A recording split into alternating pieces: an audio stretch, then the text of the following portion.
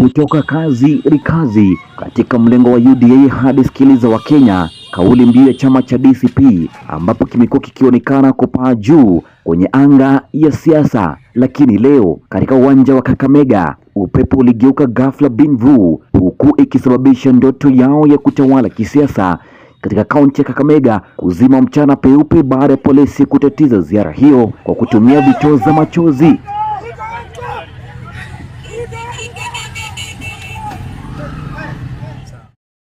Aliyekuwa naibu rais Rigathi Gachagua amefanya ziara katika kaunti hiyo kama sehemu ya juhudi zake za kutafuta uungwaji mkono katika eneo la magharibi mwa Kenya kuelekea uchaguzi mkuu wa mwaka 2027. Gachagua ameandamana na naibu kiongozi wa chama cha DCP Cleophas Malala ambaye ni mwenyeji wa ziara hiyo. Ziara hii ni ya kwanza kwa Gachagua katika eneo la Luhya tangu kuzindua chama cha Democracy for Citizens Party almaarufu DCP tarehe 15 mwezi wa 5 mwaka 2025, wakiwa pamoja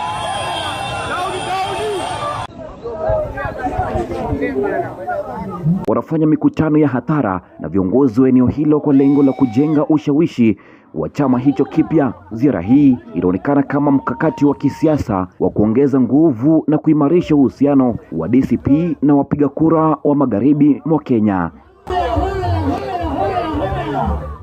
TV47 Kaunti ya Kakamega, jina langu ni Elijah Vorogami Njeri.